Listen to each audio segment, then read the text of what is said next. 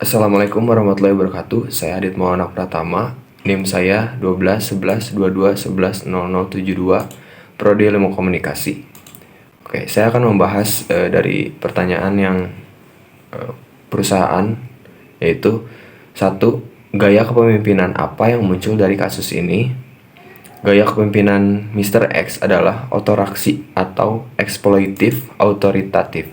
Dalam gaya kepemimpinan ini, Mr. X bersifat sangat autokratis, mempunyai sedikit kepercayaan, mengeksploitasi bawahan, dan bersikap paternalistik. Proses pengambilan keputusan juga dibatasi pada tingkat atasan saja. Yang kedua, yaitu analisis kelebihan dan kekurangan dari gaya kepemimpinan yang ada dalam kasus tersebut. Kelebihan dari gaya kepemimpinan yang dimiliki Mr. X adalah cepat dalam mengambil keputusan karena tidak mendiskusikan dengan bawahan dan menghemat biaya perusahaan karena tidak mengikuti zaman dan tetap menggunakan produk yang sudah ada. Dan kekurangannya adalah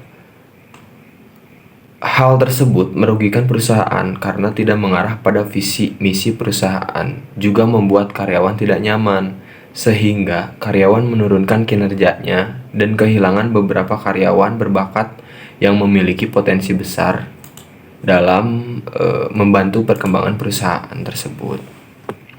Yang ketiga, saran apa yang seharusnya diberikan kepada perusahaan ABC untuk mengatasi masalah yang timbul akibat gaya kepemimpinan yang tidak sesuai dengan visi misi perusahaan? Perusahaan harus memberikan pelatihan kepemimpinan kepada Mr. X untuk memperbaiki sifatnya sebagai pemimpin.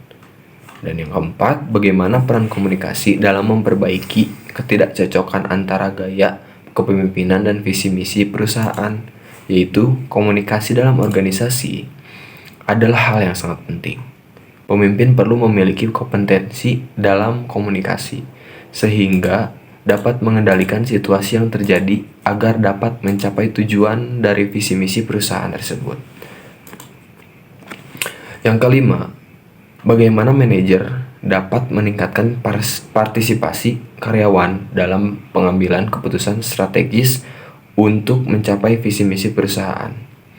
Pemimpin memberitahukan persoalan yang dihadapi kepada karyawan, meminta saran-saran, memberikan kesempatan karyawan untuk mengeluarkan ide dan pendapatnya, kemudian membuat keputusan bersama. Hal tersebut dapat meningkatkan partisipasi karyawan dalam pengambilan keputusan. Yang keenam, yaitu bagaimana keterlibatan karyawan dalam proses pengambilan keputusan dapat meningkatkan motivasi dan semangat kerja mereka. Yaitu untuk meningkatkan motivasi dan semangat kerja karyawan, pemimpin harus dapat meningkatkan persuasi situasional, yaitu dengan pengalihan. Misalnya, mendorong karyawan dengan menjanjikan bonus akhir tahun bagi karyawan yang bisa mencapai target. Yang ketujuh, bagaimana manajer dapat menciptakan lingkungan kerja yang inovatif dan kolaboratif untuk mendukung visi misi perusahaan.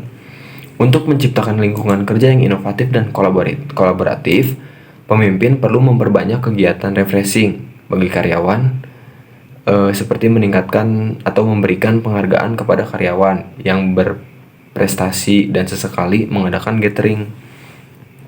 Yang kedelapan, bagaimana dampak kepemimpinan yang sesuai dengan visi misi perusahaan terhadap kinerja tim dan pencapaian tujuan organisasi, yaitu dampak dari pemimpin yang bersikap sesuai dengan visi misi perusahaan dapat mencapai tujuan perusahaan dan memiliki karyawan yang loyal karena merasa berperan penting dalam membangun perusahaan. Yang keempat, apa manfaat dari membangun budaya kerja yang mendukung partisipasi karyawan dan penerimaan ide-ide baru dalam perusahaan?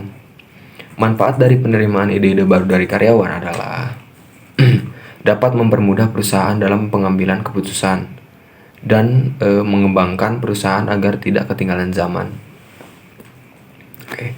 Yang terakhir, nomor 10, bagaimana cara mengidentifikasi dan memahami visi misi perusahaan serta pentingnya mengintegrasikan nilai-nilai tersebut dalam gaya kepemimpinan, yaitu visi misi perusahaan harus dibuat sesuai dengan tujuan dari dibentuknya perusahaan tersebut. Fokus menatap masa depan, terutama dalam menghadapi berbagai rintangan di masa depan, dan perlu mempertimbangkan berbagai macam nilai dan perusahaan. Hal-hal tersebut harus dapat masuk ke dalam kepemimpinan seseorang pemimpin perusahaan, karena keberhasilan perusahaan juga tergantung pada sikap yang diambil pemimpinnya. Oke, segitu saja. Wassalamualaikum warahmatullahi wabarakatuh.